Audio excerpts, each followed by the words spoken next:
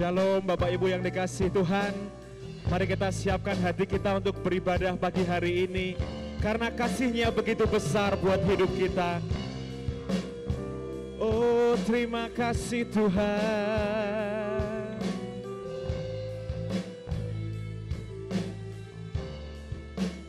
Begitu besar kasih-Mu Bapa, Kau berikan anak-Mu yang tunggal.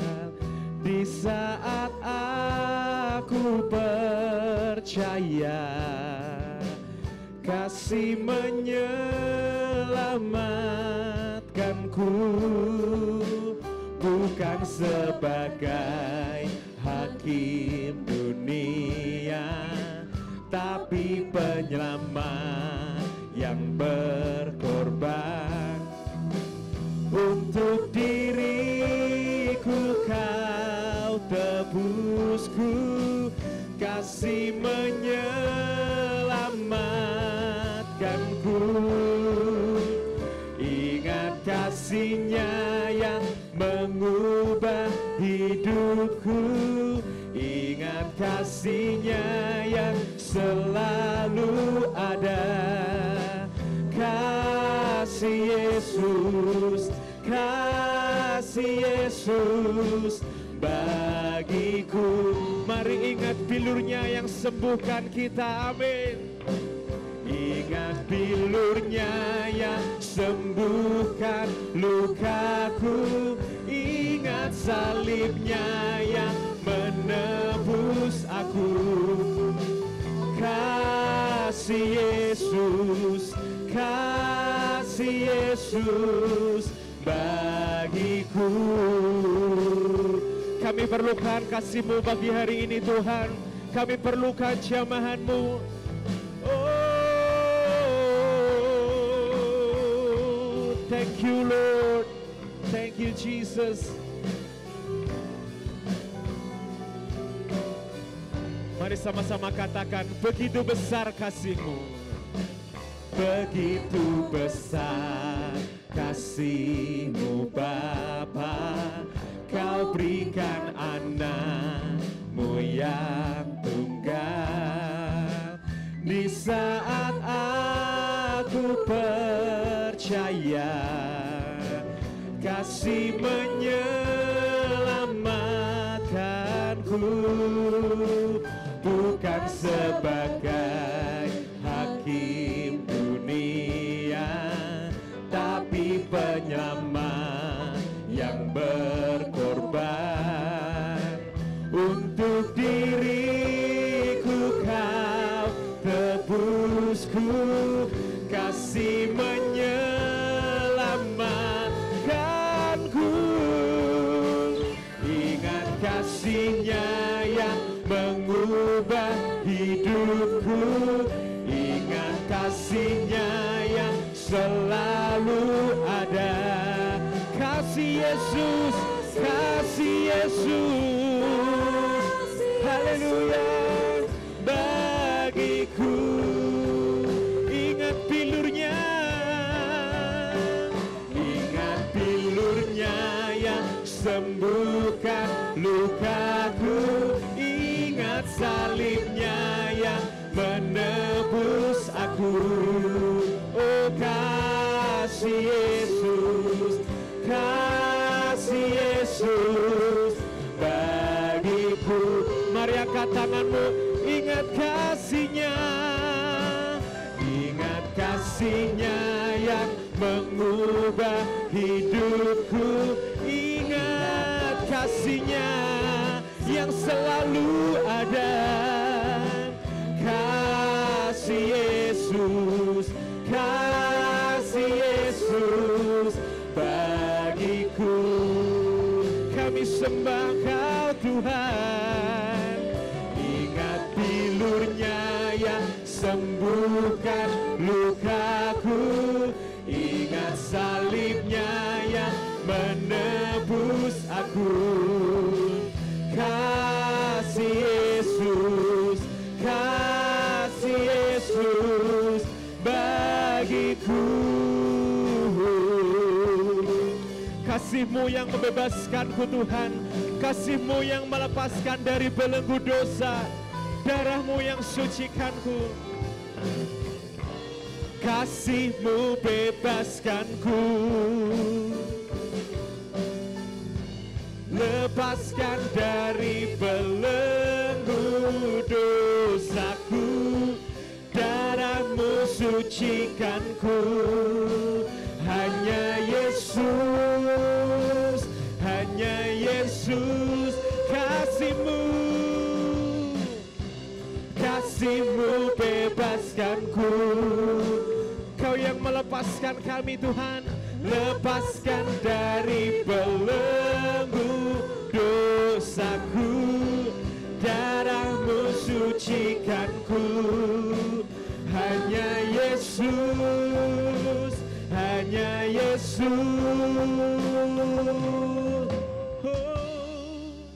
Ingat kasih-Nya yang mengubah hidupku, ingat kasih-Nya yang selalu ada.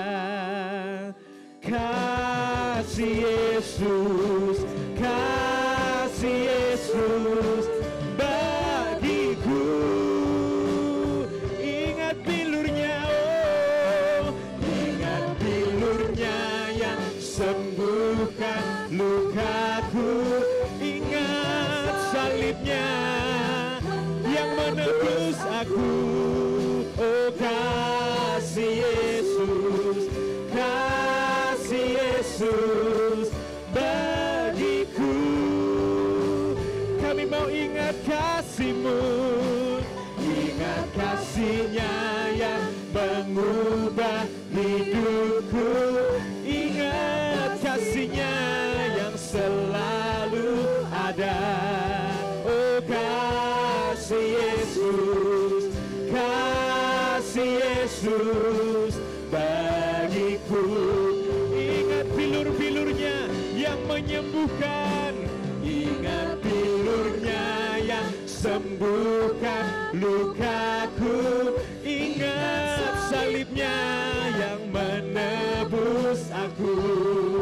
Oh, kasih Yesus, kasih Yesus, kasih Yesus, kasih Yesus, kasih Yesus, kasih Yesus bagiku. Berikan kemuliaan buat Tuhan. Haleluya. Tuhan, kami mau ingat segala kebaikan-Mu dalam hidup kami. Inilah rasa syukur kami, inilah puji-pujian kami. Terimalah ibadah kami Tuhan, berkenan di hadapan-Mu. Berkati anak-anak-Mu, berkati ibadah hari ini di dalam nama Yesus, Beshem Yeshua. Haleluya. Amin. Saya undang kita semua untuk bangkit berdiri Bapak Ibu. Kita akan menyanyi menyembah Tuhan lebih lagi. Tuhan mau agar kita ini menjadi pembawa damai. Dalam bahasa Ibrani dikatakan, Havenu Shalom Aleichem. Milikimu Tuhan. Mari bertepuk tangan lebih lagi buat Tuhan.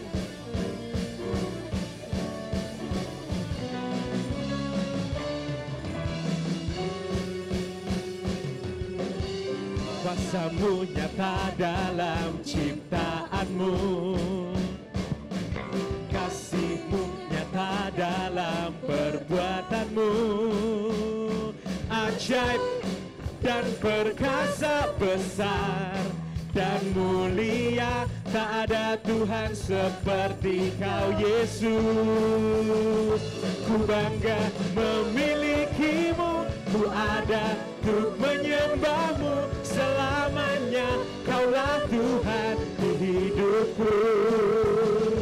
Namamu masyhur termegah, berkuasa atas segalanya. Dari kekal sampai kekal Kaulah Tuhan. Namamu kekal selama-lamanya Tuhan.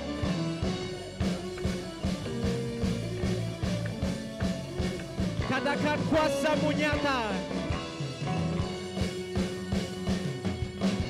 Kuasa-Mu nyata dalam ciptaan-Mu, kasih-Mu, kasih-Mu nyata dalam perbuatanmu. Katakan ajaib, ajaib dan perkasa besar dan mulia, tak ada Tuhan seperti Kau Yesus.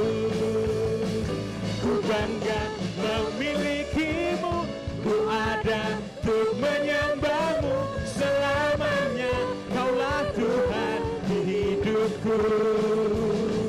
Namamu masyhur bermegah, berkuasa atas segalanya, dari kekal sampai kekal. Kaulah Tuhan.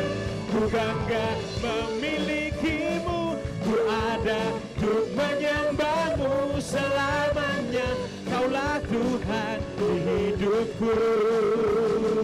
Namamu masyhur bermegah, berkuasa atas segalanya, dari kekal sampai kekal. Kaulah Tuhan.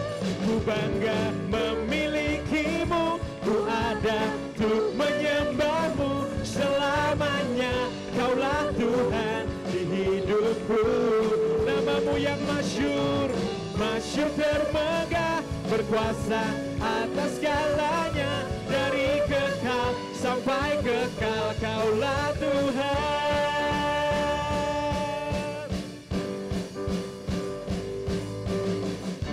Haleluya, Kaulah Tuhan sekarang, dulu, dan sampai selama-lamanya. Mari kita siapkan hati kita Bapak Ibu untuk mendengarkan firman Tuhan. Kita mau berlari lebih lagi. Kita mau merasakan detak jantung Tuhan.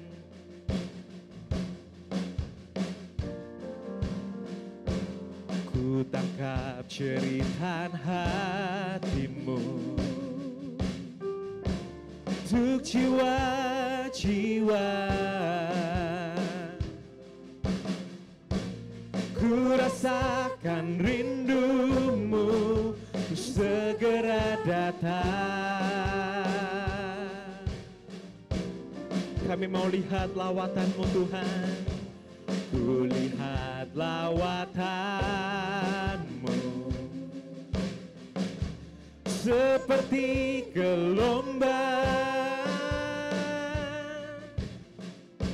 Jalan telah tersedia untuk sambut Sang Raja,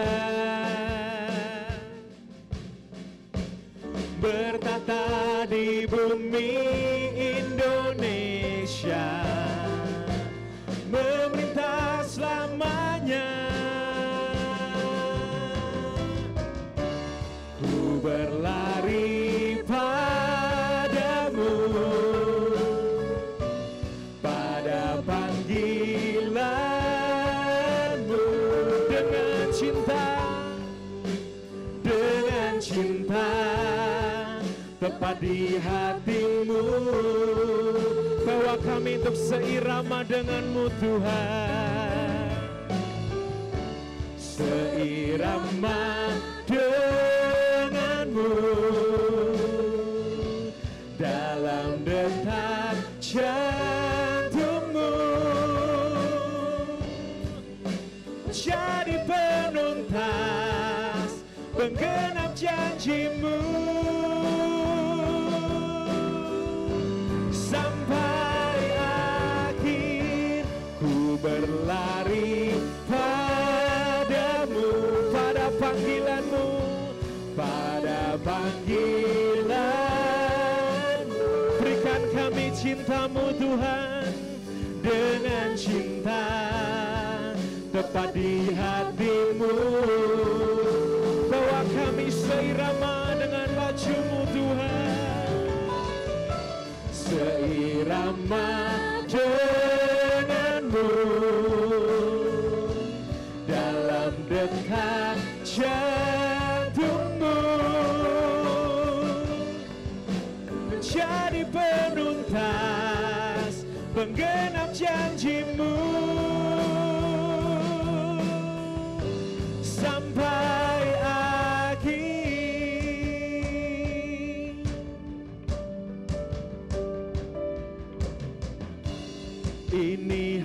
hamba dan pasukanmu, kami iman dan rajamu. Ini mempelai dan pilarmu, ini hamba dan pasukanmu Tuhan. Oh, ini hamba dan pasukanmu, kami iman dan rajamu. Ini mempelai dan pilarmu, ini kami Tuhan. Ini hamba dan pasukanmu, kami iman dan rajamu. Ini mempelai dan pilarmu. Dengan segenap hatimu katakan, ini hamba, ini kami Tuhan. Ini hamba dan pasukanmu, kami iman dan rajamu. Ini mempelai dan pilarmu, kami mau berlari lebih lagi Tuhan. Ku berlari padamu, pada panggilanmu, dengan cintamu, dengan cinta tepat di hatimu, bahwa kami seirama denganmu Tuhan, seirama denganmu, dalam detak jantungmu, jantungmu menjadi penuntas, menjadi penuntas, penggenap janjimu. Mari berlari lebih lagi. Ku berlari padamu, pada panggilanmu, dengan cintamu oh Tuhan, dengan cinta tepat di hatimu.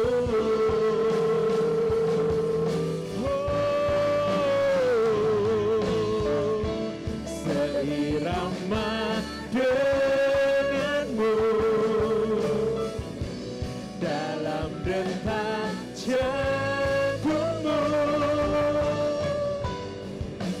jadi penuntas, penggenap janjimu. Sampai akhir ku berlari padamu, pada panggilanmu,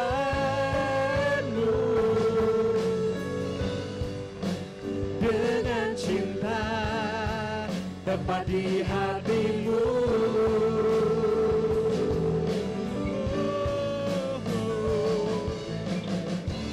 Seirama denganmu, dalam detak jantungmu,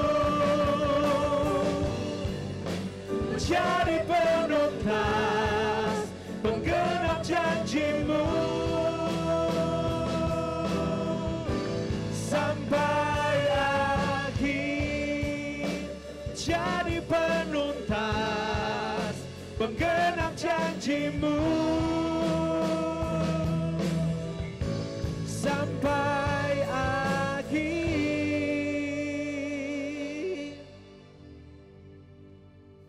Biarlah seperti lagu ini Tuhan, kami hidup menjadi orang-orang yang menuntaskan amanat agung sampai Engkau datang kembali ke dunia ini.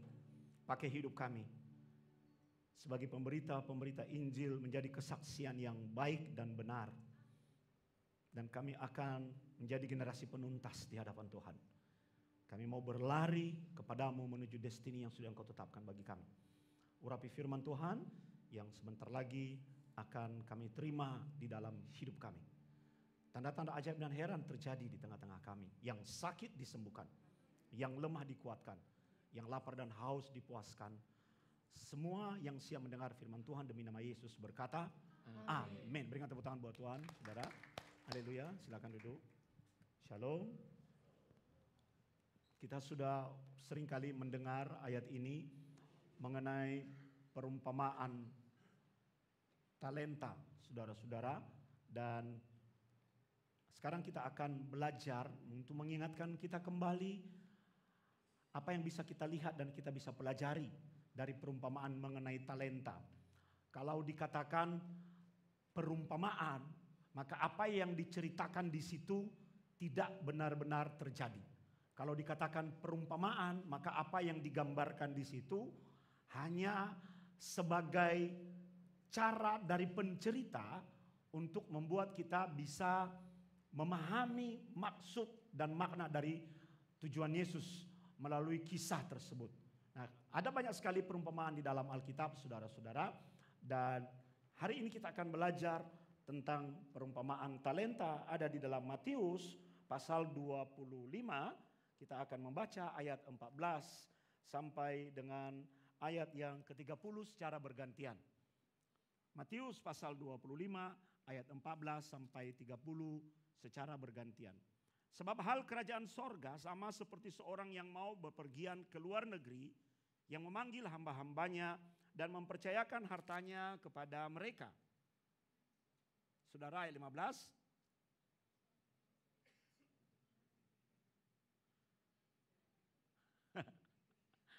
Itu gunanya bawa Alkitab, coy. Ya, jadi nggak bergantung pada teknologi. Selama Alkitab masih dicetak, kita ke gereja bawa Alkitab, buku. Anda pernah lihat saya baca Alkitab dari sini? Pernah lihat saya? Enggak. Di mana-mana saya pergi, karena firman Tuhan diwahyukan dalam bentuk buku. Jadi kalau kita menggeser Alkitab menjadi ini, lama-lama Alkitab bukan lagi nomor satu buku terbaik di dunia. Itu cara setan untuk mengubah Alkitab kehilangan supremasi. Ya, Abuna itu gila teknologi. Tapi kalau untuk Alkitab, Bapak Ibu pernah melihat saya baca Alkitab pakai gadget? Tidak, saya selalu bawa buku. Oke, saudara baca ayat 15, 2, 3.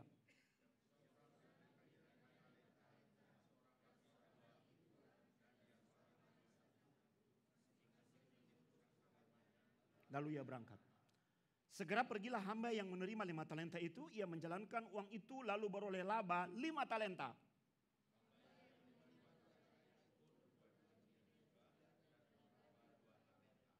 Tetapi hamba yang menerima 1 talenta itu pergi dan menggali lubang dalam tanah lalu menyembunyikan uang tuannya.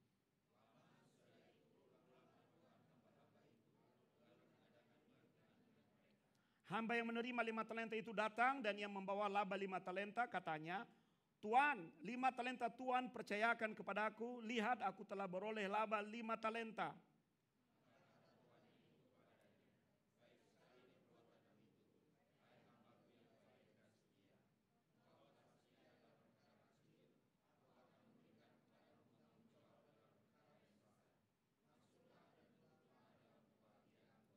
Lalu datanglah hamba yang menerima 2 talenta itu, katanya, Tuan, 2 talenta Tuan percayakan kepadaku, lihat aku telah beroleh laba 2 talenta.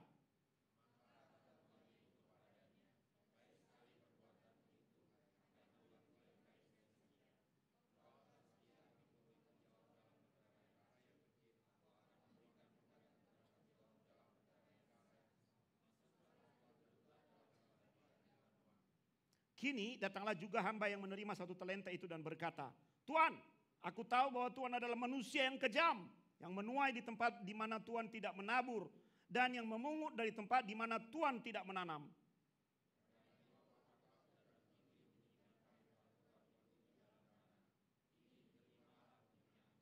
Maka jawab tuannya itu, hai kamu hamba yang jahat dan malas. Jadi kamu sudah tahu bahwa aku menuai di tempat di mana aku tidak menabur, dan memungut dari tempat di mana aku tidak menanam.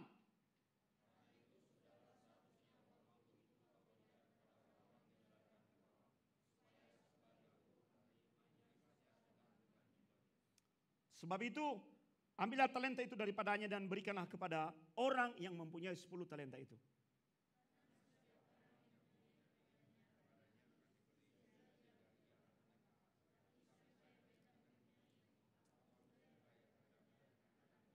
Bersama-sama, dan campakkanlah hamba yang tidak berguna itu ke dalam kegelapan yang paling gelap. Di sanalah akan terdapat ratap dan kertak gigi. Abuna bolak-balik membaca ayat ini, saudara, untuk menyemangati diri Abuna sendiri. Kadang-kadang dalam pelayanan itu lelah. Ya. Kadang-kadang dalam pelayanan itu kadang berada di titik menyerah. Apalagi karena kita perlu mengatur kepala banyak orang. Apa yang kita inginkan kadang-kadang tidak match. Tapi itulah indahnya dunia pelayanan itu. Kita harus menyemangati diri kita setia pada panggilan kita. Jangan sampai ada faktor-faktor yang membuat kita akhirnya lari dari panggilan. Hanya karena kita tidak mampu menghandle sebuah masalah. Kisah mengenai talenta ini adalah kisah yang ingin disampaikan kepada kita mengenai bagaimana kita harus merespon setiap panggilan yang Tuhan berikan kepada kita. Sebelum kita akan belajar lebih dalam, kita akan melihat terlebih dahulu apakah yang dimaksud dengan talenta secara harfiah. Di dalam transaksi bisnis dunia kuno, saudara, mereka menggunakan sebuah unit pembayaran. Nah, unit pembayaran itulah yang disebut dengan talenta. Seperti uang hari ini kita bisa setarakan di pengertiannya dengan talenta. Atau seperti Bitcoin hari ini. Nah, kalau dulu ada Bitcoin mereka pasti pakai istilah Bitcoin. Hari ini tidak ada, dulu belum ada istilah Bitcoin. Jadi mereka menggunakan sistem pembayaran untuk melakukan transaksi ekonomi yang disebut dengan talenta. Nah, talenta itu, saudara, beda dengan uang peser, beda dengan uang kecil. Dia adalah uang yang besar. Bisa dibayangkan seperti satu lembar koin atau satu lembar kertas uang dengan nilai nominal yang sangat besar. Atau satu koin dengan nominal yang sangat besar. Nah, talenta ini demikian halnya, saudara. Satu talenta dia memiliki nilai saya bukan ahli ekonomi, nilai ekonomi sangat tinggi, saudara. Jadi dia bisa dibandingkan antara 15 sampai 20 tahun upah seorang pekerja. Satu talenta. Jadi besar. Tapi kita tidak berbicara soal ini. Saya mau membawa kita kepada makna rohani bahwa talenta bukan bicara mengenai uang material sebetulnya, tapi yang dimaksudkan di dalam perumpamaan ini sebagai talenta adalah sesuatu yang menjadi aset Tuhan yang dipercayakan kepadamu. Seperti talenta memiliki nilai yang sangat berharga, yang sangat besar, terlebih aset yang Tuhan percayakan lebih besar nilainya dari 15-20 tahun upah seorang pekerja. Karena talenta berasal dari dunia, tapi aset yang digambarkan melalui talenta ini berasal dari Tuhan. Nilainya lebih besar. Dan itu diberikan oleh Tuhan kepada kita. Boleh juga kita katakan talenta itu dalam pengertian rohani sebagai sumber daya. Sumber daya. Tuhan itu memberi sumber daya buat setiap kita loh, saudara. Makanya kadang-kadang saya suka bertanya-tanya kalau ada orang-orang yang terlalu bermegah dengan sumber daya yang Tuhan beri. Oh, dia hanya pengelola. Nanti kita akan belajar melihat itu bahwa kita adalah pengelola. Kalau Tuhan mempercayakan kepada kita sumber daya yang lebih dibanding orang lain, maka itu adalah kapasitas yang sudah Tuhan ukur bagi kita. Oleh sebab itu mari kita gunakan setiap aset yang Tuhan berikan kepada kita itu bukan untuk kepentingan manusia. Karena asetnya dari Tuhan, Tuhan itu mempercayakan sesuatu kepada kita untuk kepentingan yang memiliki aset itu. Kita bukan pemilik aset. Kita dipercayakan mengelola aset dan kita gunakan aset-aset itu untuk kepentingan dari pemberi aset. Seperti dalam perumpamaan mengenai talenta itu, kita orang-orang yang menerima 5, 2, dan 1 dipercayakan talenta itu untuk kepentingan sang tuan yang memberikan talenta itu kepada mereka. Bukan untuk mereka. Ini makna rohaninya.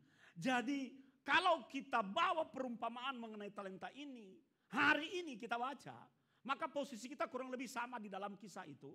Bahwa orang yang menerima 5 talenta, orang yang menerima 2 talenta, orang yang menerima 1 talenta, itu adalah kita. Saudara dan saya hari ini. Siapa? Hamba-hamba Tuhan, pengikut Kristus, orang Kristen, hamba yang diceritakan di dalam kisah perumpamaan itu adalah kita hari ini. Dari tadi Abuna katakan bahwa ini adalah perumpamaan. Jadi menggambarkan sesuatu. Siapa sih yang dimaksudkan hamba di situ? Bukan orang lain. Hamba yang dimaksudkan di situ adalah kita, saudara dan saya. Lalu di situ ada oknum selain hamba. Siapa? Tuhan. Tuhan yang dimaksudkan di situ siapa? Dalam perumpamaan itu disebut Tuhan, pengusaha. Paralelnya siapa? Yaitu Tuhan Yesus Kristus sendiri. Tuhan Yesus Kristus sendiri. Coba lihat, jadi di mata Tuhan posisi orang-orang ini sama. Tidak ada bedanya. Yang membuat berbeda adalah ada yang menerima 5, ada yang menerima 2, ada yang menerima 1. Nanti kita lihat apa alasan Tuhan membuat perbedaan itu. Tapi di mata sang Tuhan yang adalah Yesus, ketika dia memberikan asetnya kepada saudara dan saya, dia memandang kita sama rata. Kadang-kadang kita terlalu GR, memandang diri kita lebih hebat dari orang lain hanya karena kita menerima 5 dan yang lain 2. Tapi di mata Tuhan yang memberikan talenta sama rata, sama rasa. Amin. Ada beberapa prinsip utama. Seperti yang Abuna katakan tadi. Dalam perumpamaan ini Tuhan mempercayakan, katakan mempercayakan. Berarti kalau dia mempercayakan aset kepada kita, saudara harus merasa sebagai orang yang layak, saudara. Bersyukur ya Tuhan percayakan ini kepadaku. Bersyukur ya Tuhan mempercayakan asetnya kepadaku. Orang kalau menjadi bagian dari aset orang lain, saudara, berarti orang itu dipercaya 100%. Kenapa? Kita bisa saja mengambil itu, mengkorupsinya untuk diri kita. Bisa nggak? Bisa. Tapi karena Tuhan tahu kita orang yang bisa dipercaya. Dia memberikan kepada kita apa yang berharga, yang menjadi miliknya. Karena dia tidak takut. Dia tidak takut dan dia tidak curiga. Jangan-jangan nanti apa yang aku percayakan ini dikorupsi oleh orang itu. Tidak. Ingat prinsipnya. Tuhan memberikan kepada setiap anak-anaknya talenta. Karena dia percaya. Kasih tahu kiri kananmu, kamu dipercaya Tuhan. Anda tidak akan pernah mempercayakan benda berhargamu kepada orang yang kesetiaannya diragukan.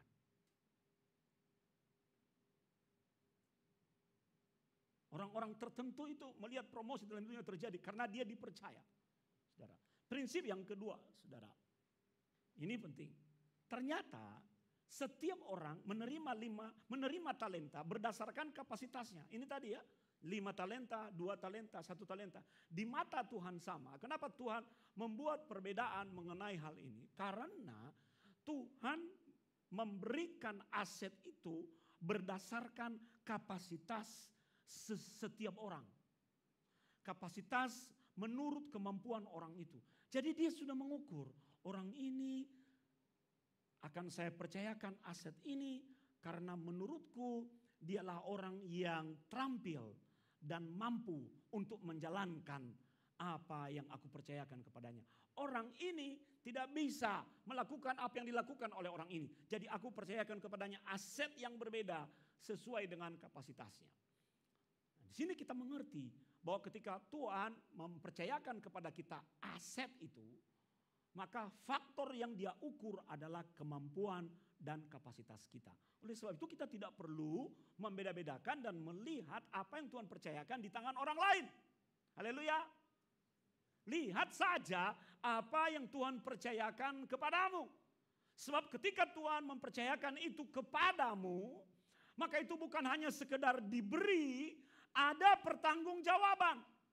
Dalam perumpamaan ini Tuhan memberikan kepercayaan kepada 3 orang hambanya, lalu dia pergi ke luar negeri dan setelah bertahun-tahun dia kembali lagi dan berkata, mana hasilnya dari apa yang sudah aku percayakan kepadamu?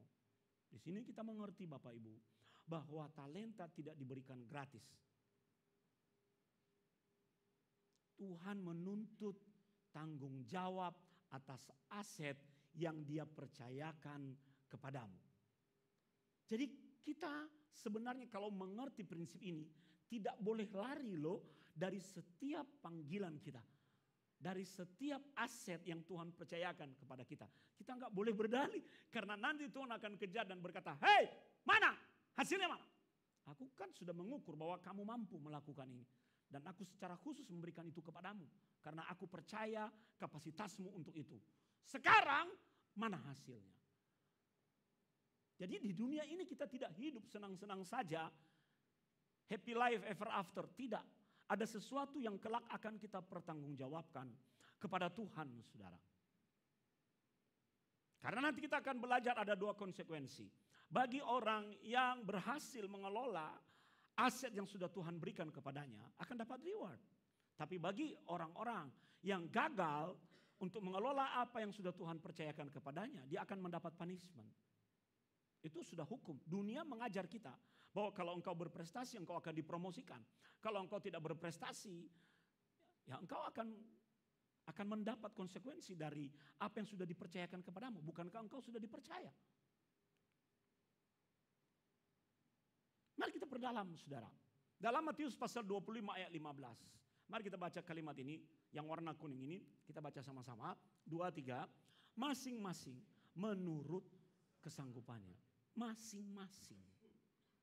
Jadi setiap orang sudah mengukur, Tuhan sudah ukur. Tuhan sudah ukur. Masing-masing.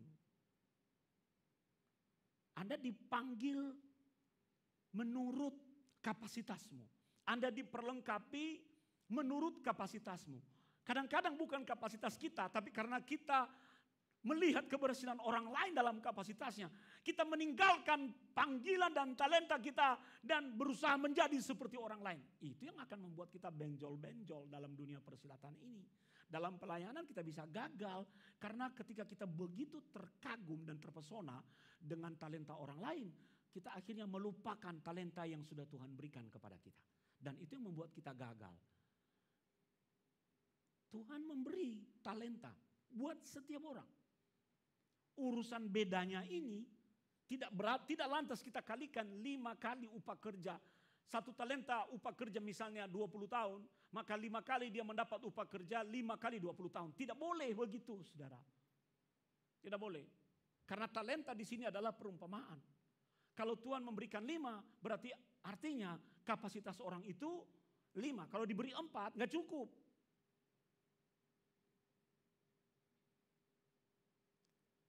Orang itu diberi 2, berarti kapasitasnya 2. Kalau diberi 3, maka dia tidak akan mengelola dengan baik. Karena dia hanya mampu dengan 2. Demikian juga dengan yang menerima 1. Jadi Anda yang merasa bahwa aku kok merasa orang ini jauh lebih baik dibanding aku. Orang ini lebih banyak dapat daripada saya. Saudara, bukan persoalan itu. Bukan soal kuantitas. Ini adalah soal bagaimana Anda mengelola apa yang sudah Tuhan percayakan kepadamu. Karena prinsipnya Tuhan memberi masing-masing menurut kesanggupannya. Jadi Tuhan sudah ukur. Tuhan sudah tahu kapasitas dan kemampuan setiap kita. Tuhan sudah ukur. Tetapi kita juga belajar dari respon para hamba-hamba ini, saudara. Ya. Dalam kisah ini, ketika akhirnya para hamba-hamba ini menerima talenta mereka, mereka tidak sadar bahwa mereka menerima aset itu karena mereka sudah diukur. Mereka tidak sadar. Mereka tidak sadar. Mereka sekedar menerimanya. Kita yang sadar setelah membaca perikop ini. Nah, hamba-hamba ini 3 orang ternyata dapat dibedakan berdasarkan 2 kelompok. Yang pertama adalah kelompok hamba yang setia. Kelompok hamba yang setia adalah kelompok hamba yang menerima 5 talenta dan 2 talenta.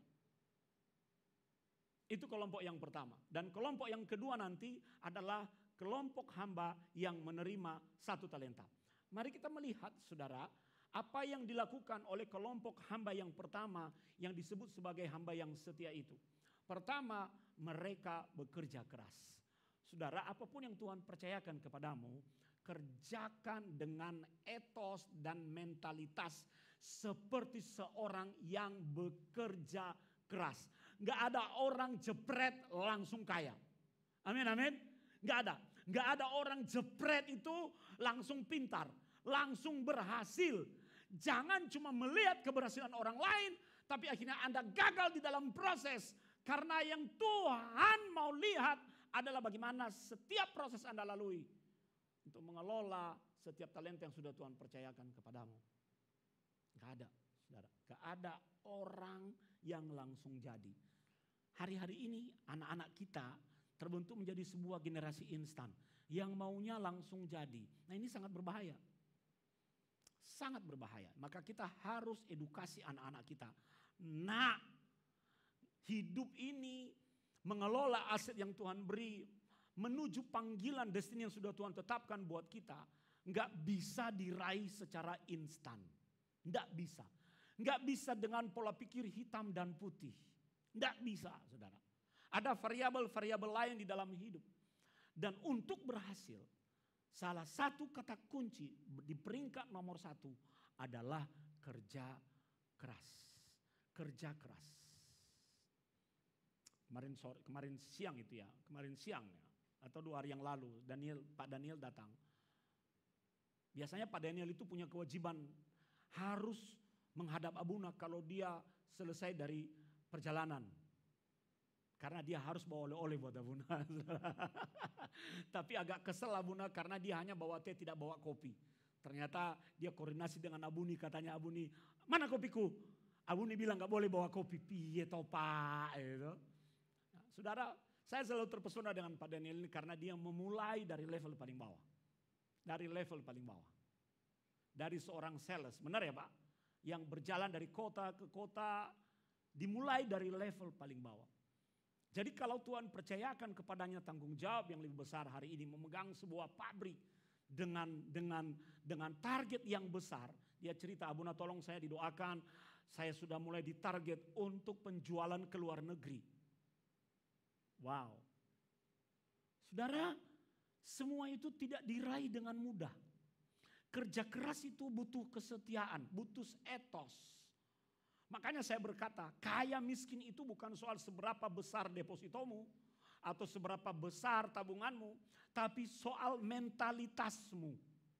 Saya sering melihat orang kerja di sini capek pindah, capek menyerah. Aduh, nggak enak. Nggak ada kerja yang enak, saudaraku. Nggak ada.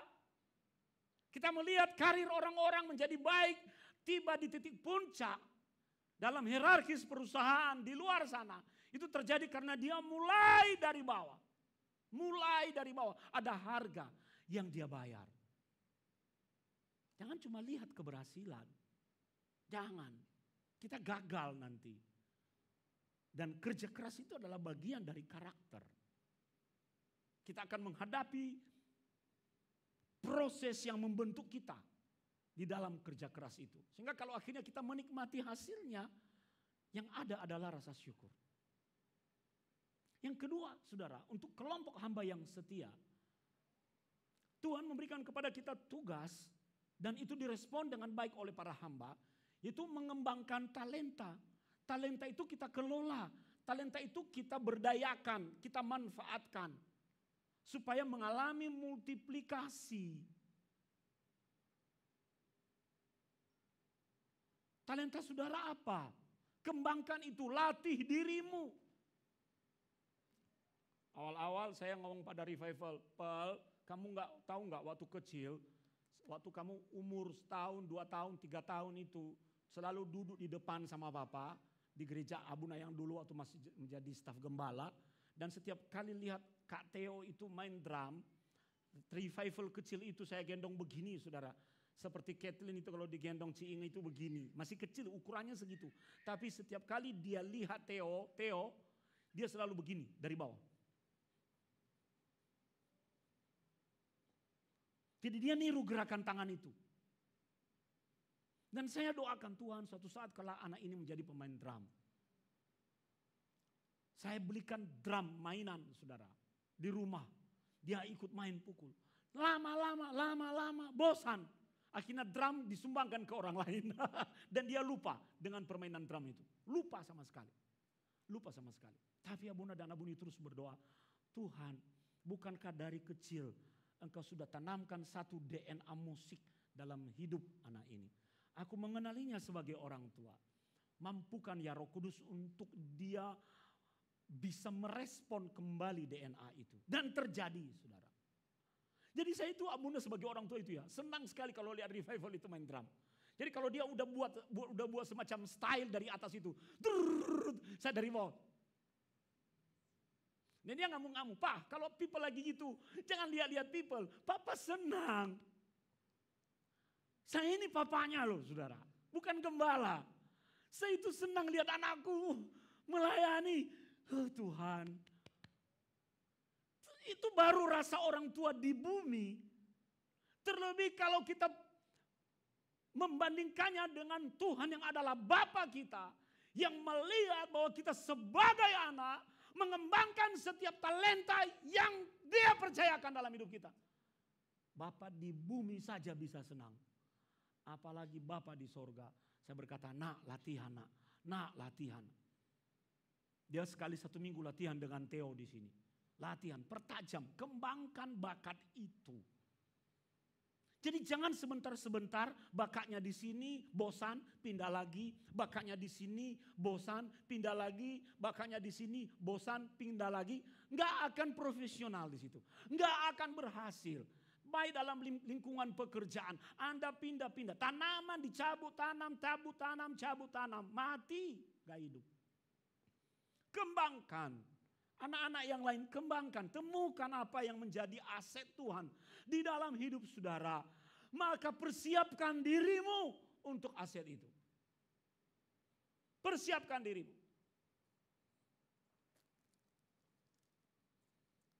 Saya selalu ngomong sama Revival, kalau kamu sudah konsisten dengan pemain musik, maka mulai berdoa.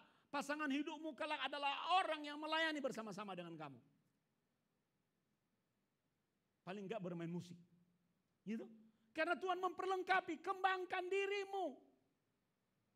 Tuhan percayakan aset kepada kita.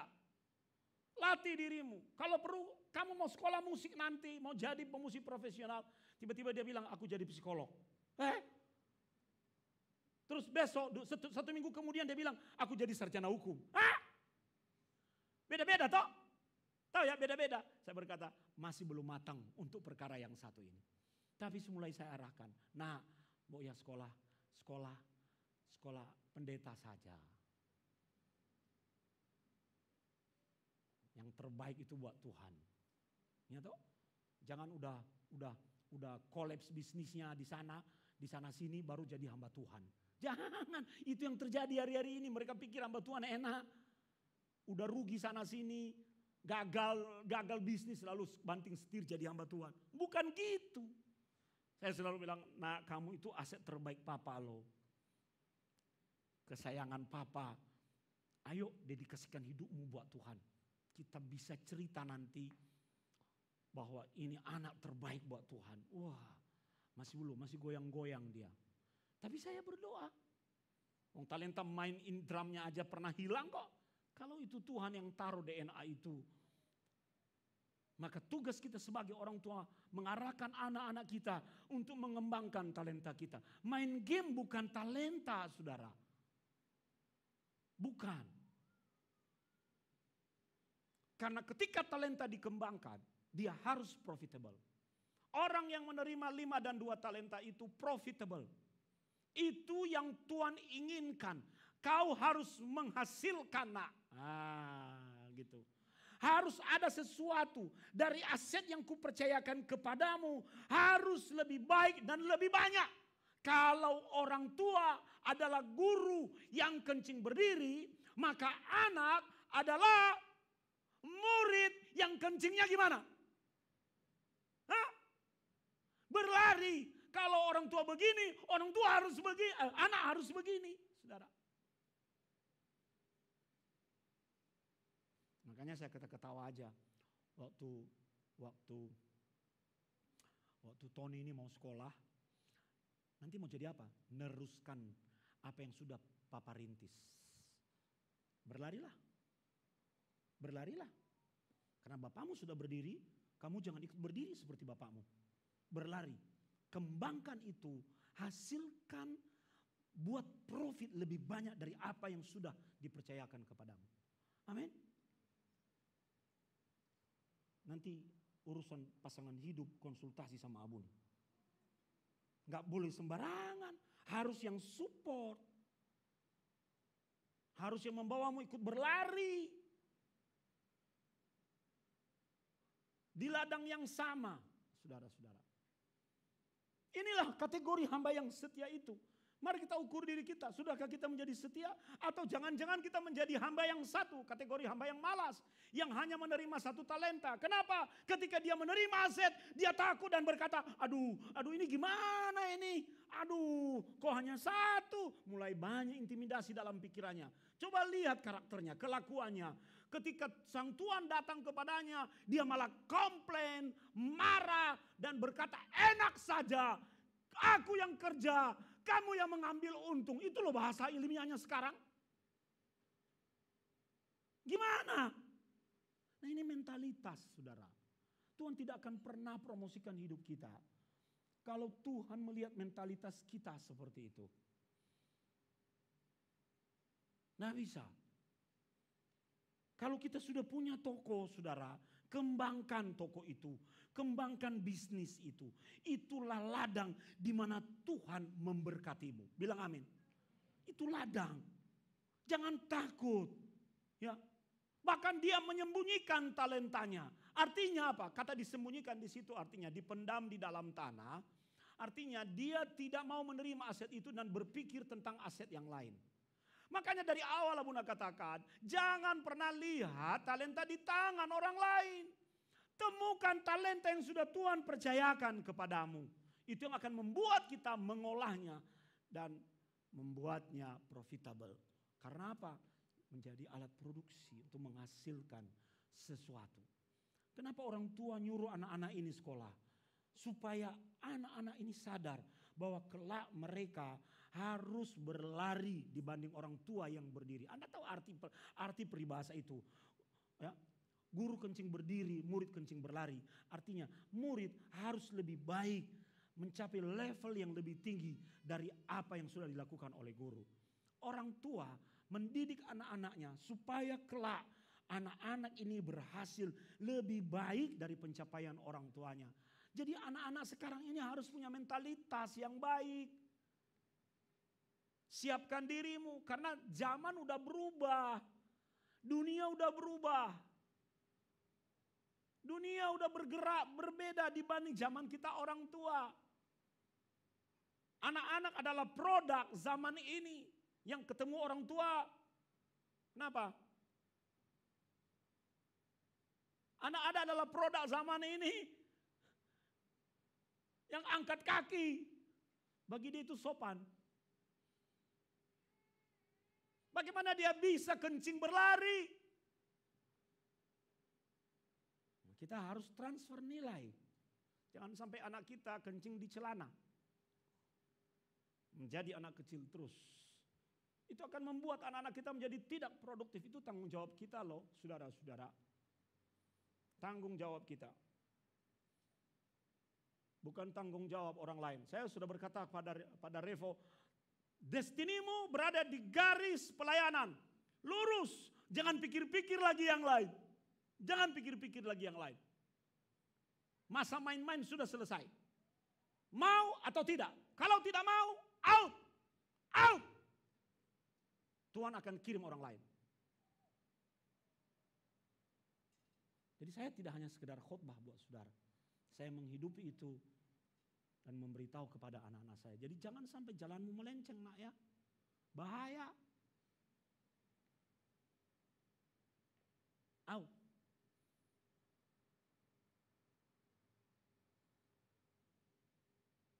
Kita semua harus berada dalam kelompok hamba yang setia. Amin Bapak Ibu. Hamba yang setia. Kita sebagai orang tua hamba yang setia.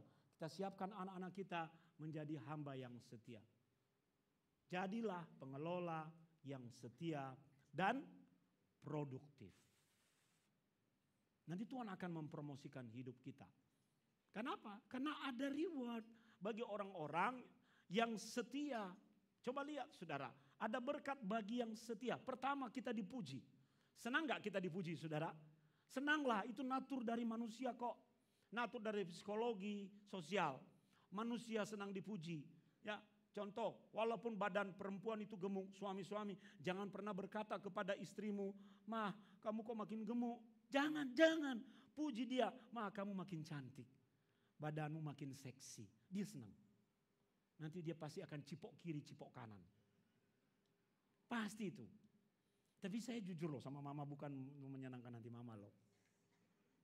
Ya, toh. Pujian, seorang senang dipuji. Lah kalau manusia senang dipuji oleh manusia, terlebih kalau kita dipuji oleh Tuhan. Amin. Ya, tapi ini juga tips buat saudara. Agar istrimu semakin setia melayanimu, makin cantik saudara. Hai suami-suami, pujilah istrimu. Puji istrimu. Ayo suami-suami, lihat istrimu. Katanya kamu cantik. Yang ada istrinya bilang, kamu cantik mah. Yeay. Puji. Terlebih Tuhan akan memuji kita. Pasti Tuhan memuji kita. Dia berkata, baik sekali perbuatanmu itu, kita dinilai bukan berdasarkan omongan, saudara. Bukan, orang mau boleh omong kosong, ngomong apapun bisa saja. Tapi kita dinilai berdasarkan aspek, indikatornya, aspeknya adalah perilaku dan perbuatan. Karena itu terukur, hai hambaku yang baik dan setia. Orang boleh kecewa, bla bla bla bla bla bla. Tapi yang kita nilai bukan suasana hatinya. Karena suasana hatinya cenderung subjektif. Yang kita nilai adalah yang terlihat gimana. Yang terlihat itu gimana.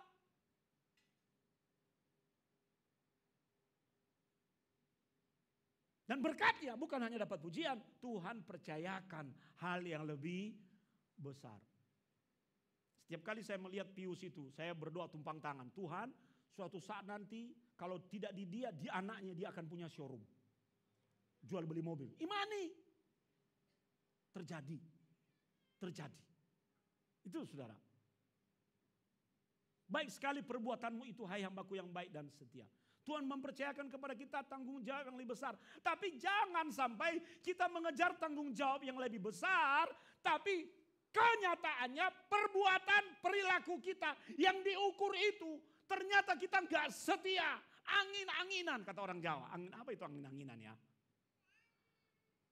Angin-anginan kelakuanmu. Kerajinanmu angin-anginan. Datang dan pergi, kadang-kadang ada, kadang-kadang tidak. Bukan begitu, saudara. Tuhan akan mempercayakan kepada kita hal besar. Justru dari kesetiaan kita terhadap hal-hal yang kecil. Dan Tuhan berkata, memberi reward itu, rewardnya naik saudara.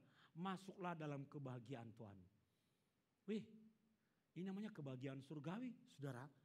Yang melebihi setiap aspek indikator kebahagiaan yang ada di dalam dunia. Bagaimana dengan orang yang malas? Dia tidak dapat reward, tapi dia dapat hukuman. Pertama, alih-alih mendapatkan pujian, dia mendapatkan teguran. Ditegur, saudara. Ya, dia kehilangan apa yang dia miliki. Talenta, aset yang dipercayakan kepadanya, diambil. Di mana dia ditempatkan? Bukan dalam kebahagiaan Tuhan, tapi ditempatkan di tempat yang paling gelap. Di situ dikatakan yang paling gelap saudara, di tempat di mana ada ratap dan kertak gigi. Apa arti ratap itu? Ratap itu di situ pertama orang yang menangis. Kenapa? Karena tidak tahan terhadap siksaan atau tidak tahan terhadap situasi. Itu ratap, saudara-saudara. Pemain musik maju ke depan. Jadi yang kita refleksikan, saudara, mari kenali setiap talenta yang sudah Tuhan percayakan kepada kita. Amin. Ya. Dan orang tua perlu mengarahkan talenta anak-anaknya. Nah, kamu di sini. Anak-anak harus nurut orang tua, ya. Harus nurut orang tua. Jangan, aku maunya gini, aku maunya gini.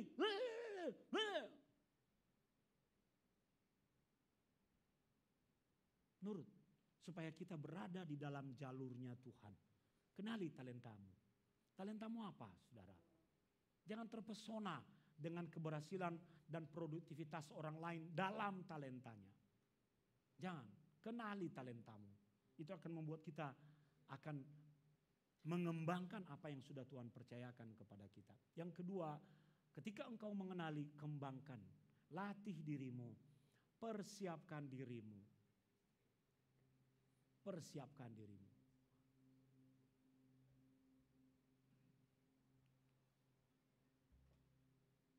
Dan ini yang sangat penting. Banyak orang-orang yang punya talenta tidak mau menggunakannya untuk kemuliaan Tuhan. Entah karena sakit hati, atau karena punya masalah, atau karena tidak merasa terpanggil. Kalau kita dipuji saja oleh Bapa di dunia, dan Bapa di dunia senang, terlibat Bapa di surga, kalau kita gunakan talenta yang dipercayakan kepada kita untuk kemuliaan namanya. Tuhan memberi berdasarkan kapasitas setiap orang. Jadi kalau yang satu talenta ini gagal, bukan karena dia cuma dapat satu. Tidak, etos kerja yang dia miliki tidak sama dengan yang dimiliki oleh yang punya 5 dan 2 talenta. Pada dasarnya dia malas. Ingat kuncinya, Tuhan memberikan menurut kapasitas setiap orang. Jadi kalau yang dapat 1 talenta ini gagal, itu karena karakternya, etos kerjanya. Dan seberapa sering kita melihat orang gagal hanya karena etos kerja. Seberapa sering. Saya itu punya sebuah program, saudara. Masukkan sebuah nama, dia akan bisa memprofiling hidup saudara. Saya punya data untuk memprofil hidup saudara. Dari setiap postinganmu di media sosial. Saya bisa tahu siapa kamu seperti apa, lalu ada analisisnya, karaktermu seperti apa. Cakep itu. Oh, dia hati-hati dengan orang ini, punya emosi yang tidak stabil. Wah, bagus sekali alat itu. Dan itu saya dapat di sebuah HRD ya, saudara. Jadi HRD. Kemarin ada satu teman, ahli komputer, dia juga bersaksi, kami satu punya program. Ketika sebuah perusahaan mau melakukan rekrutmen, maka kami 1 minggu sebelumnya sudah dipanggil oleh perusahaan itu untuk memprofile. Namanya tracking profile analysis. Jadi cuma namamu siapa, lalu si pewawancara ketik namanya, keluar semua. Ya sudah, hanya 5 menit, udah terima kasih ya, tunggu pengumuman. Datanya semua sudah ada. Makanya kita harus hati-hati dengan jejak digital. Walaupun Anda delete di dalam media sosialmu, itu tidak akan hilang. Masih bisa digali, masih bisa diambil. Demikian juga ada jejak kehidupan kita di hadapan Tuhan. Sekalipun kita sudah hapus, Tuhan itu akan ingat. Mari kita belajar, saudara. Menghindari yang namanya kemalasan, etos kerja. Tidak ada orang kaya sekali jadi. Tidak ada orang sukses 1 langkah. Tidak ada. Seberapa sering kita melihat orang-orang yang menang undian jutaan dolar itu. Karena etosnya tidak ada, berubah jadi miskin kembali. Uangnya hilang, dia kembali terpuruk dalam kehidupannya yang lama. Tidak siap. Mari kita bangkit berdiri. Bapa, Engkau sungguh baik, kasih-Mu melimpah dalam hidupku. Berikan kepada setiap kami Tuhan respon yang tepat. Dan Engkau Roh Kudus, Engkau ada di sini. Ketika kami dalam keadaan tidak mengerti apa yang menjadi talenta atas setiap kami, Roh Kudus biar Engkau saat ini berbicara dan kami menemukan kembali seberapa besar yang sangat berharga yang Tuhan sudah taruh atas hidup setiap kami. Dan di dalam ketepatan kami boleh meresponi tugas dan panggilan yang Tuhan percayakan. Dan semua itu bagi hormat dan kemuliaan nama-Mu. Kami pakai setiap talenta kami untuk mengasihi Tuhan lebih lagi. mengambil bagian di dalam pekerjaan dan rumah Tuhan. Dan kami tahu Engkau yang tidak akan berhutang atas semua itu Tuhan, untuk kembali memberkatinya di dalam hidup kami dan berkelimpahan. Berkati kembali hamba-Mu Tuhan, urapi juga setiap kami anak-anak-Mu. Segala pujian dan hormat dan kemuliaan hanya bagi Engkau. Di dalam nama Tuhan Yesus kami sudah berdoa. Bersama kita katakan, amin. Silakan dulu saudara, kita akan melihat klip sebentar sebelum mendengar pengumuman.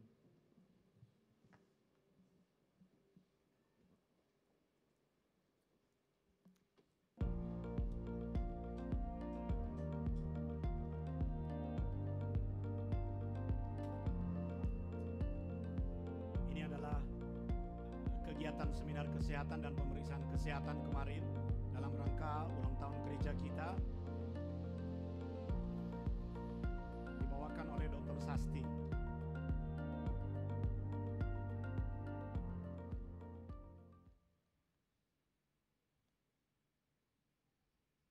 Oh, sudah ya? Oke, kita dengarkan pengumuman.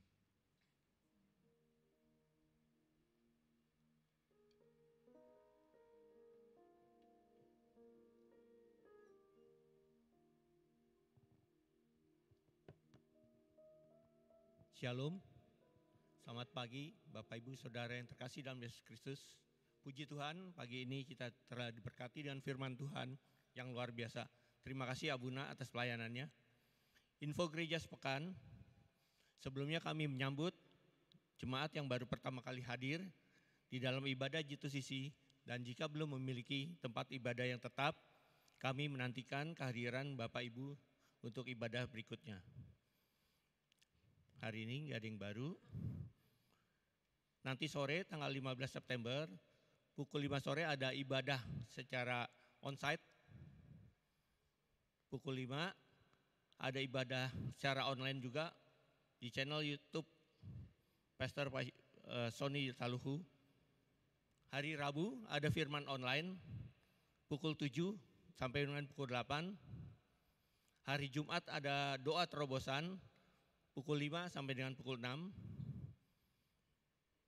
Ada ibadah youth hari Sabtu pada tanggal 21 September 2024 pukul 4 sore. Dan minggu depan ada ibadah raya setiap pagi jam 7 dan sore pukul 5 sore. Dan disertai dengan firman online juga pukul 5 sore. Ada ibadah sekolah minggu hari Minggu pukul 7. Sejauh ini panitia telah menerima donasi untuk acara HUT G2CC yang ke-11 dari jemaat. Bisa dilihat perinciannya dari Ibu Ani, Pak Johan, Nonem, Oma Tabita, keluarga Patoan dan Yemima. Terima kasih, Tuhan memberkati pelayanannya. Silakan Bapak Ibu menghubungi panitia jika terbeban untuk kegiatan HUT G2CC. Kami ucapkan juga selamat ulang tahun dan ulang tahun pernikahan kepada jemaat yang merayakannya minggu ini. Tuhan Yesus memberkati dan memberikan umur panjang. Demikian info gereja sepekan. Selamat hari Minggu, Tuhan Yesus memberkati. Shalom.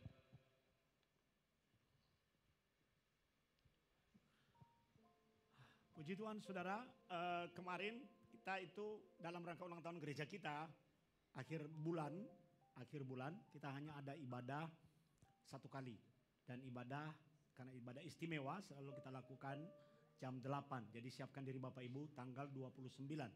Minggu tanggal 29 ibadah hanya satu kali.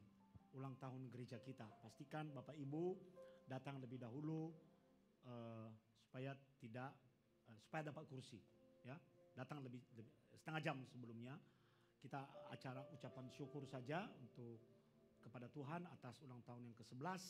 Lalu kita nanti akan ada perjamuan kasih ya. Perjamuan kasih, jadi nggak usah makan dari rumah nggak apa-apa, puasa dulu. Tidak ada acara yang istimewa, tapi itu pasti sangat istimewa karena kita sudah berusia 11 tahun, saudara-saudara, dan kita terus mengalami tren pertumbuhan jemaat yang semakin naik, baik di onsite maupun di online. Bapak Ibu yang ada di YouTube, memang ada sedikit masalah, ada peralihan teknologi di sistem multimedia di gereja kita sehingga minggu kemarin tidak ada ibadah streaming atau juga tidak ada rekaman online di YouTube. Tapi mudah-mudahan sore nanti sudah bisa. Sudah bisa ya? Sudah bisa ya? Sudah bisa, jadi Bapak Ibu nanti akan bisa beribadah kembali. Lalu 2 kegiatan sebelum ulang tahun gereja kita, donor darah sudah berlangsung dengan baik. Bunda berterima kasih, kita sudah dapat berapa kantong darah? Kali ini 21 kantong darah. Kita beri tepuk tangan ya saudara. Ya. Lalu kemarin seminar kesehatan. Sebenarnya Abuna rindu itu saudara, supaya semua wanita di gereja kita ikut. Tapi rupanya Bapak Ibu mungkin terlalu sibuk atau belum sakit kali ya. Biasanya kan orang, saya nggak tahu setiap seminar kesehatan di gereja kita peminatnya sedikit. Padahal itu tujuannya buat kita. Ya. Seminar kesehatan kemarin itu bertujuan untuk supaya kesehatan reproduksi wanita, saudara. Karena hari-hari ini lagi banyak masalah. Abuna dan Abuni banyak melayani orang-orang yang cancer cervix ya, cancer mamae, cancer di alat-alat reproduksi. Nah itu membuat kami terbeban, ayo kita buat seminar untuk mendidik jemaat kita supaya seluruh alat-alat reproduksinya bersih dan baik. Nah ternyata itu sangat bermanfaat ya saudara-saudara. Lebih baik dicegah daripada diobati. Itu tujuannya, tujuan seminar itu.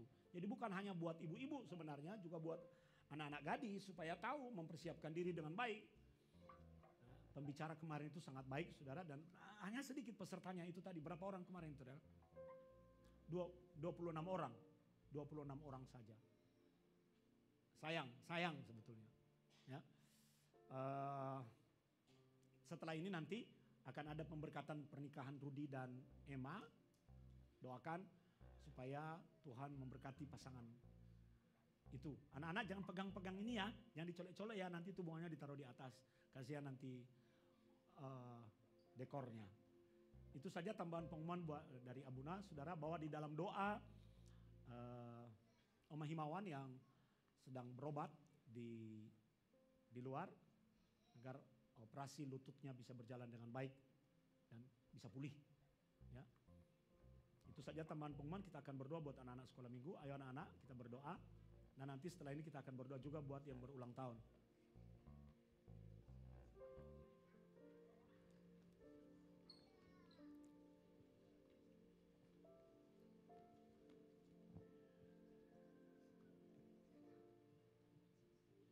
Mari kita angkat tangan kita arahkan kepada anak-anak kita.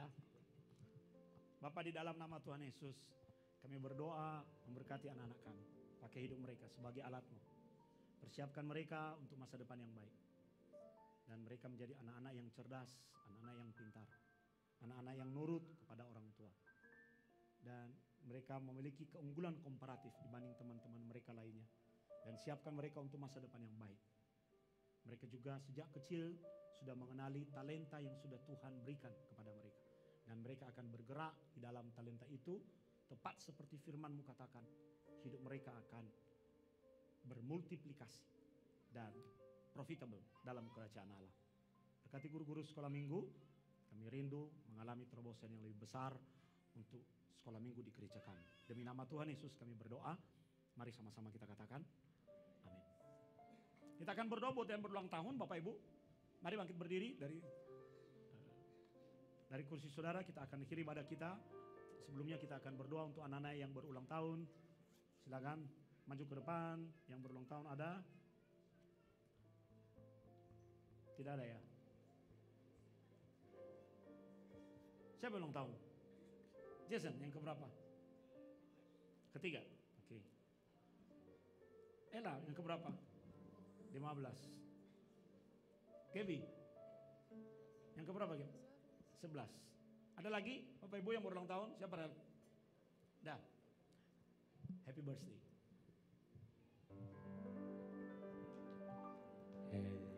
Happy birthday. Happy birthday. Happy birthday to you. Umur panjang di tangan kananmu, di tangan kirimu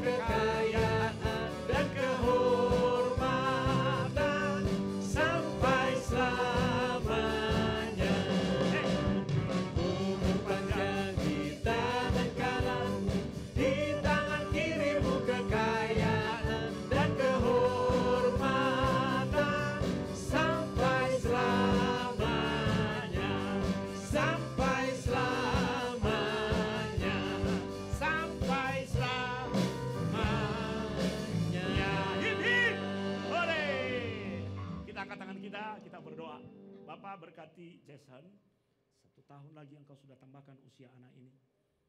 Jadi anak laki-laki milik pusaka Tuhan. Dan berkat itu turun atasnya kesehatan yang baik. Tubuhnya akan bertumbuh dengan sehat. Dan dia akan menjadi besar. Dan masa depan yang baik kau berikan kepadanya. Berkati Ella, di dalam nama Tuhan Yesus, hamba berdoa dan kami semua dalam ruangan ini. Untuk masa depan yang baik buat anak ini. Sesuatu yang baik engkau siapkan di depannya dan engkau pimpin hidupnya agar dia berjalan di dalam kehendak Tuhan yang sempurna. Kami tahu Tuhan akan menjadi Jehovah Jireh dalam kehidupannya dan engkau arahkan dia seperti anak panah di tangan pahlawan. Berkati pelayanannya Tuhan, panggilannya dan setiap talenta yang engkau percayakan di tangan anak ini akan berkembang dengan baik. Demikian juga dengan Gaby. Ada talenta-talenta yang dia sadari dan dia akan kembangkan. Akan ada dan menjadi bagian dari kehidupannya Tuhan. Oleh sebab itu persiapkan dia. Juga untuk masa depan yang baik. Umur panjang di tangan kanannya. Kekayaan dan kehormatan ada di tangan kirinya. Berkat-Mu atas kehidupan anak ini. Kesetiaan melayani itu selalu berbuahkan upaya yang besar di dalam Tuhan. Bapak terima kasih. Kau sudah bekerja sejauh ini dalam hidup kami. Dalam berbagai hal persiapan ulang tahun gereja kami. Kami mengucap syukur, kegiatan donor darah sudah berjalan dengan baik dan seminar kesehatan juga berjalan dengan baik. Berkatilah panitia dan seluruh yang terlibat untuk KKR pada tanggal 29 September yang akan datang. Hadirlah di tengah-tengah kami Tuhan. Berikan cuaca yang baik dan persiapkan itu Tuhan. Nyatakan kehadiran-Mu di tengah-tengah kami di usia kami yang ke-11. Jemaat-Jemaat-Mu yang datang dari barat, timur, utara, dan selatan. Persiapkan mereka untuk merasakan sukacita dan menerima dan menjadi bagian the cycle of blessing itu. Berkati pekerjaan anak-anak-Mu Tuhan, keluarga mereka, apapun yang mereka kerjakan. Tuhan buat berhasil dan tangan kanan mereka tidak pernah gagal. Kami mengucap syukur bahwa kami boleh mengambil bagian untuk mengembalikan apa yang sudah Tuhan berikan kepada kami. Baik melalui persembahan, persepuluhan atau apapun itu Tuhan. Yang kami kembalikan untuk pekerjaan Tuhan di tempat ini adalah sukacita bagi kami untuk mengingat bahwa semua berkat yang kami terima di dunia ini berasal dari Tuhan. Terima kasih Tuhan, berikan kesehatan yang baik buat kami, khususnya Engkau melawat anak-anak-Mu yang sedang sakit, Pak Haryanto, Oma Himawan yang sedang dipersiapkan untuk treatment kesehatan, operasi di lututnya, kami dan semua anak-anak-Mu yang lain. Satu demi satu Engkau melawati mereka. Yang sakit Engkau sembuhkan. Yang lemah Engkau kuatkan. Yang terikat dilepaskan. Dan kami semua boleh saling menopang dan menguatkan di dalam doa. Sebentar lagi juga akan ada pemberkatan pernikahan kudus di genisah-Mu di tempat ini. Engkau sendiri yang hadir dan membuat acara itu berjalan dengan baik. Memberkati kedua mempelai Rudi dan Emma. Dan kami semua mendapat sukacita surga. Terima kasih Tuhan, buka kedua tangan-Mu Bapak Ibu dan pulanglah dengan membawa berkat Tuhan. Tuhan memberkati engkau dan melindungi engkau. Tuhan menyinari engkau dengan wajah-Nya dan memberi engkau kasih karunia. Tuhan menghadapkan wajah-Nya kepadamu di dalam shalom-Nya. Yang menerima berkat Tuhan berkata, amin.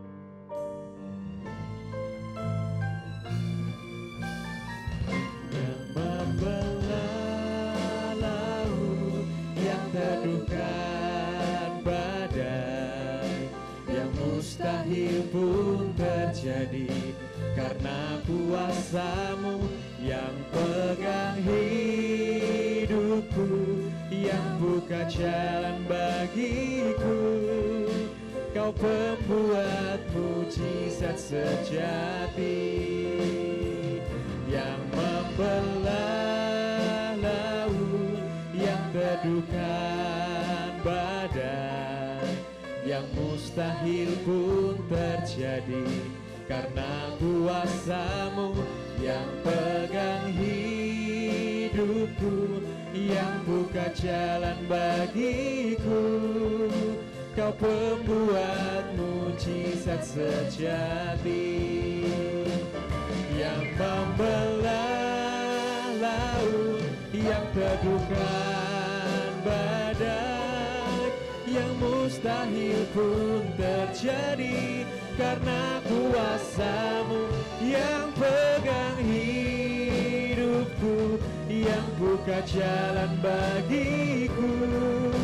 Kau pembuat mujizat sejati. Kau pembuat mujizat sejati. Kau pembuat mujizat sejati. Sejati. Amin. Silakan duduk Bapak.